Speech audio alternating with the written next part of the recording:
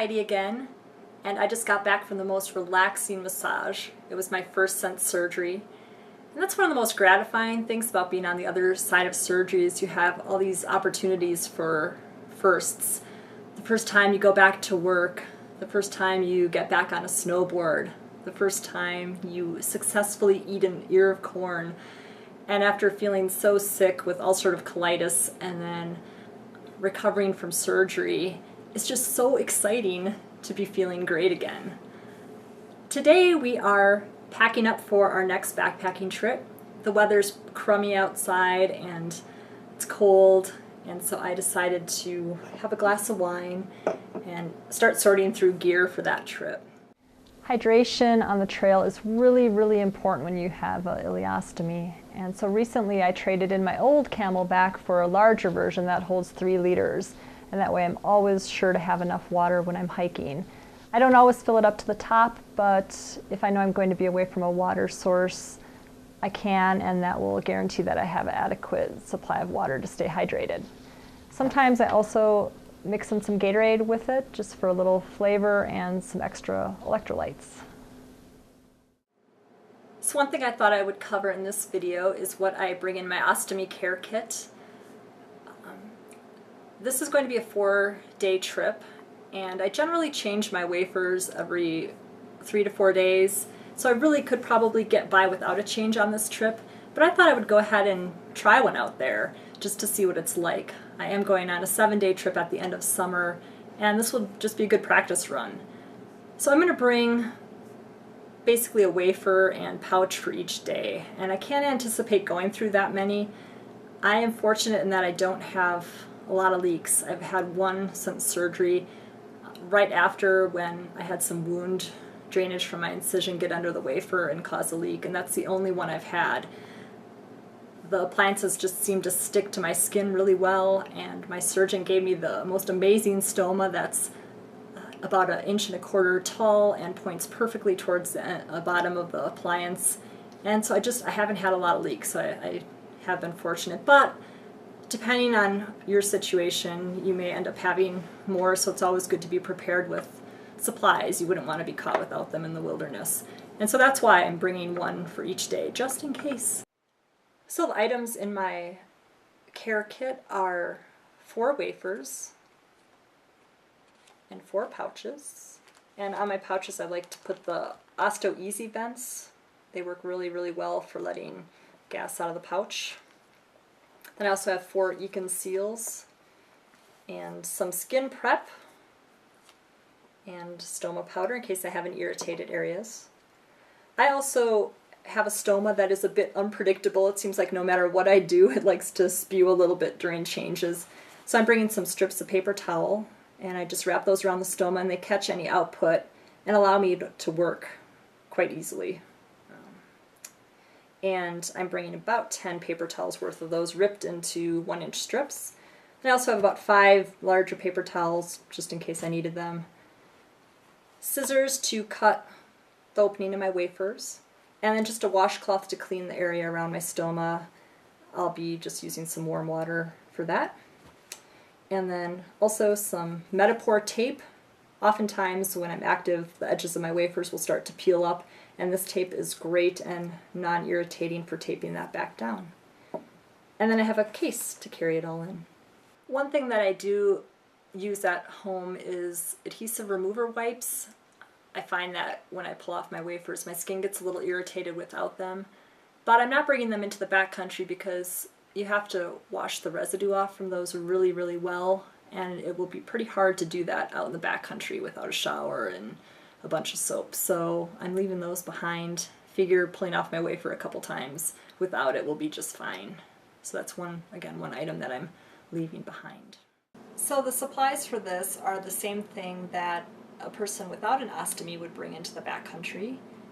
The only difference is that I empty my pouch more frequently than a person generally goes to the bathroom in the outdoors, so I have to bring a few more of the items. But the things are toilet paper, and I'm bringing a couple rolls on this trip, and I bring the very thin toilet paper because per roll you get a lot of sheets and that takes up less space in your pack. Also, a trowel for digging an adequate cat hole. And then some wet ones for wiping off the tail of my pouch, and I use the toilet paper for that as well. And hand sanitizer. Sometimes when you're on the trail it's a little harder to wash with soap and water. It's easier to do that back at camp when you're definitely 200 feet from a water source, but on the trail I like to carry hand sanitizer. And then finally, I strictly follow the leave no trace ethic where you pack out your toilet paper, and so I bring some supplies for packing that out. I like to bring a opaque bag to put the toilet paper in, and then a couple Ziploc bags. And one thing I'm trying this year is actually an odor-proof plastic bag. I've never used these before, so we'll see how those work. And so that makes a really great toilet kit, easy to use on the trail. I'm packing up food for our trip, and not only do I have to take into account the foods that work with my ileostomy, but I also have celiac disease, so I'm on a strict gluten-free diet, which limits my food options a little bit. Now, as far as food, everybody can handle different things, and I did have issues with food. In the first 8 weeks after surgery, there were foods that made me really gassy and things that didn't digest quite as well. But I found that after that point, almost all foods that I've tried to eat have been just fine as long as I chew them well. So everybody's different. These are just the things that work for me. I would definitely suggest not taking a new food with you into the backcountry before trying it first at home, just to see how your body handles it, because it wouldn't be very fun to not be feeling well out there. So I'm just going to go through some different options for breakfast, lunch, dinner, and then some snack ideas. For breakfast, there's a lot of great options. There are some different manufacturers that make gluten-free oatmeal. So if you have celiac disease and you can handle oats that are gluten-free, this one is really, really good. Also, there's gluten-free granolas. Granola is another one that's on the list of ileostomy foods that can cause some problems. Again, I just chew it really, really well. And then dried hash browns are awesome as well. Other ideas are pancakes, other kinds of cereals. So there's a lot of options for breakfast. Here are some items that work well for trail snacks or lunch. Pretzels are a great option, and Snyder's just came out with some wonderful gluten-free ones. I also just discovered these Glutino chocolate-covered pretzels that are delicious. They also make yogurt-covered ones. Other good options are a variety of gluten-free crackers and cheese and sausage. I know sausage can be a little bit of a tricky one sometimes with casings, but I haven't had any trouble as long as I chew it well. This is an Italian dry salami. And then I love nuts, and they were another item I was worried about, but as I introduced them to my diet, I found that I had no issues. So I love to make gorp.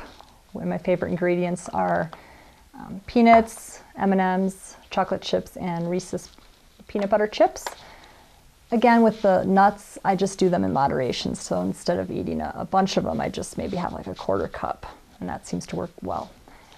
And then also a variety of energy bars. Some of my favorites are the Think Thin bars, which are loaded with protein.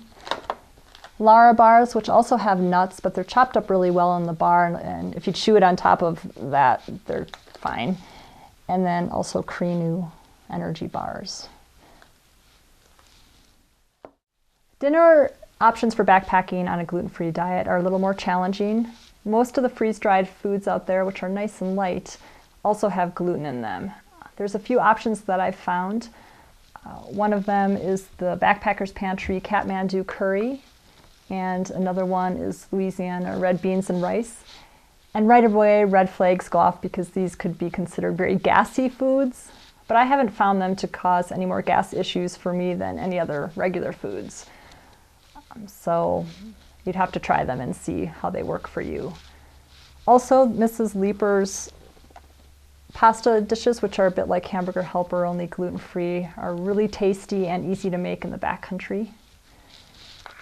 Tasty Bites are great too. They are a little heavy because they're liquid, but for the first night of a trip, or if you're taking a shorter trip, they work pretty well. And then finally, just foods like pasta or rice work great with different seasonings. And now for the best part, dessert. There are starting to be a lot of gluten-free cookies on the market. One of my favorites are the Glutino sandwich cookies. Recently, Annie's began making bunny cookies that are gluten-free, and my personal favorite is just simple chocolate. And you do always have to check the labels to make sure it's gluten-free.